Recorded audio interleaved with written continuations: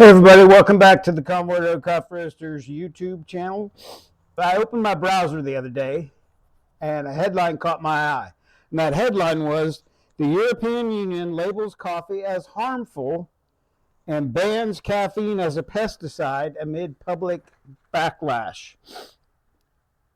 In the article I've got here, it says the EU has ruled coffee as harmful to humans, banning caffeine as a pesticide and sparking fears of future coffee restrictions. Let me just say this. I understand it, banning it as a pesticide, caffeine. I don't understand it in relation to coffee. The European Union has declared coffee harmful to humans as it enforced a ban on the use of caffeine as a pesticide, sparking criticism that Brussels regulators could eventually target coffee itself. The decision, outlined in a new EU regulation, cites scientific evidence suggesting that caffeine can cause adverse effects on the heart, hydration, body temperature, and mental well-being. While the ruling is primarily aimed at preventing caffeine from being used to control snails and slugs in agriculture, it has ignited fears that wider restrictions on coffee could follow. One might think that it shouldn't have people worried about coffee, but there's history with the EU that folks on the other side of the aisle in the European Union cite that give them reason to believe that coffee may be next. Danish MEP Anders Vistisen, chief whip of Patriots for Europe, lambasted the decision as more unwelcome and needless interference from meddling bureaucrats in Brussels. He warned the EU's regulatory overreach could eventually lead to forced consumption of decaffeinated coffee. Can you imagine? What is all this leading to? Are they seriously going to eventually force us to drink decaffeinated coffee? It's becoming ridiculous, he said. Now, here's his reason for this. Vistisen likened the caffeine ban to past EU attempts to regulate traditional foods, including an effort to impose limits on coumarin, a compound in cinnamon, which nearly led to the restriction of the Danish cinnamon roll. Pastry was only saved by reclassification as a traditional food. There's a lot of research that contradicts what the EU says the harmful effects of coffee are. First thing they talk about is your heart health. I've got evidence here. This is a study from an article, published September 28th, 2018 by the American Heart Association, entitled, Is Coffee Good for You or Not? It says, a regular Java habit is associated with lower risk of type 2 diabetes and Parkinson's disease. Additionally, in one study, caffeine was linked to a lower risk of Alzheimer's disease. Higher consumption of coffee, caffeinated and decaf alike, was associated with a lower risk of total mortality, so you'll live longer, including deaths attributed to heart disease, nervous system diseases, and suicide. They also quote a nutrition professor from Penn State University who said, her name is Penny Chris Etherton, who said, research shows that the health benefits of coffee, even decaf, seem to outweigh the risks. Just pay attention to how you're feeling after consuming coffee. Get in sync with how your body's feeling. And that leads to a point here. You can have government overreach where they're banning substances, making regulations that make it very difficult to use commonly used beverages or products of any kind. Or you can rely on the personal autonomy, responsibility, and sovereignty of the citizens governed by the body you're in. That point comes up again. I have another one, published February 9th of 2021. Coffee may help reduce risk for heart failure. This again by the American Heart Association. Drinking 1 or more cups of coffee a day may reduce the risk of heart failure, according to new research, but only if it's caffeinated. The analysis of data from 3 large, well-known heart disease trials was published Tuesday. Now remember, this is back in 21. In the American Heart Association journal, Circulation, Heart Failure. It found the more coffee people drank, the lower their risk for heart failure. But that benefit didn't extend to people who drank decaf.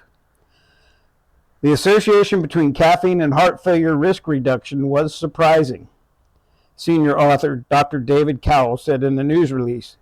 Cowell is an assistant professor of cardiology and medical director at the Colorado Center for Personalized Medicine at the University of Colorado School of Medicine in Aurora.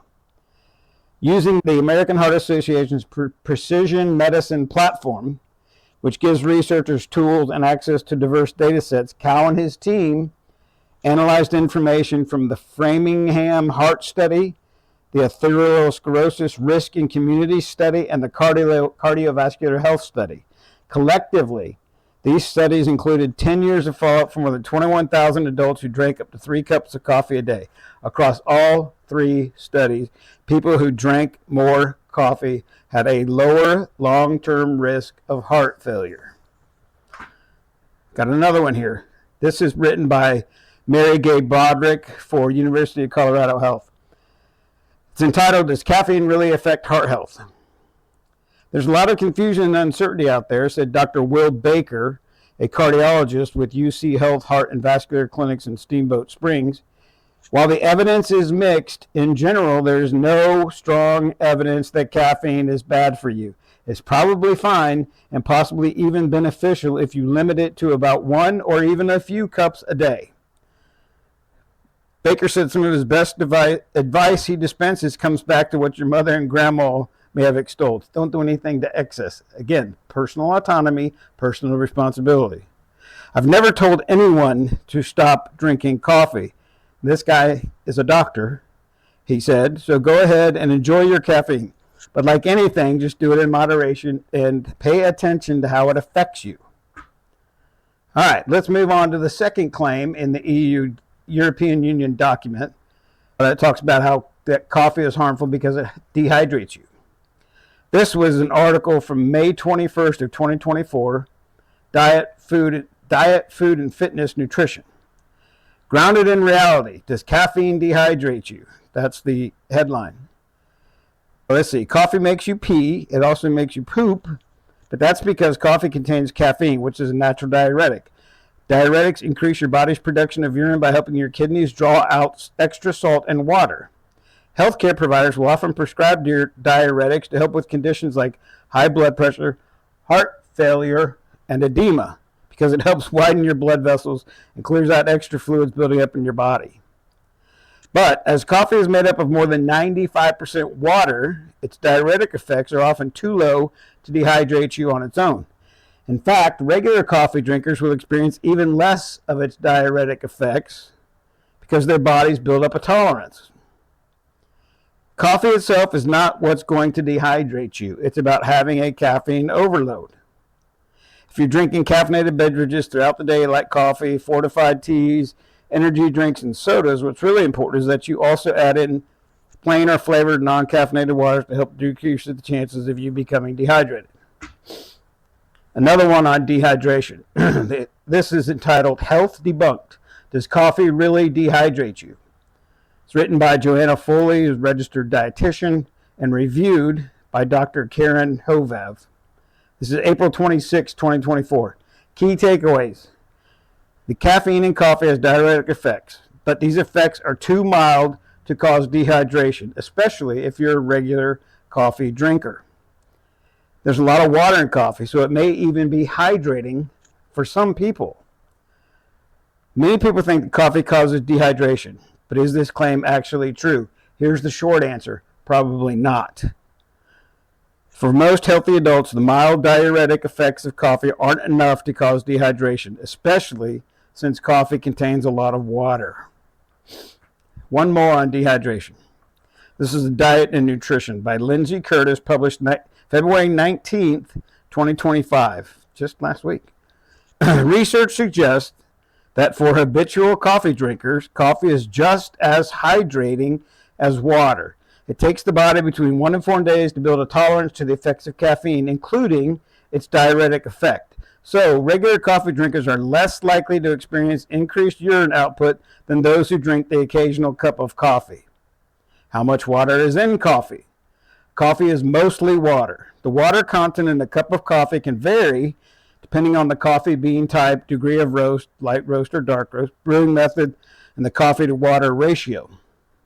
On average, water accounts for 98% of the total volume of the standard 6-ounce cup of brewed coffee. This means that a 6-ounce cup of coffee contains about 5.88 ounces of water. Let's move on to the other claim about body temperature. Got an article here from September 30th, 2024 by Esteban Anderson entitled, "Does Coffee Make Your Temperature Rise? Unveiling the Science Behind Your Morning Brew." It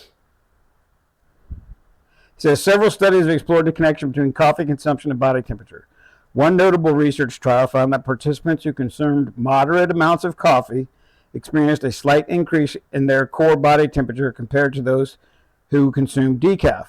A different study demonstrated that individuals who regularly consumed caffeine had a higher baseline metabolic rate, which correlated with a marginal increase in core temperature. Ultimately, while coffee may have a mild thermogenic effect, these changes are relatively minor. Then he talks about a thing called accustomed tolerance. Regular coffee drinkers can develop a tolerance to the effects of caffeine, which may affect their response to changes in body temperature. They may not experience the same thermal increase as someone who occasionally enjoys a cup of joe. In summary, coffee can contribute to a slight increase in body temperature, which enhances metabolic rate and induces thermogenesis. However, the change is usually minor and can vary based on individual factors such as genetics, tolerance, hydration levels, and environmental conditions. For most people, moderate coffee consumption is safe and can even offer some health benefits. How about anxiety? Got an article here from Psych Central. And it's entitled, "Does Caffeine Affect Anxiety?" In a comprehensive review of literature from 2017, researchers found that caffeine is generally safe for healthy adults to consume in moderation, but for certain vulnerable groups, it can lead to potentially harmful side effects. In a 2022 study, researchers found that the caffeine found in roughly 5 cups of coffee can trigger panic attacks, now get this, in people with panic disorders.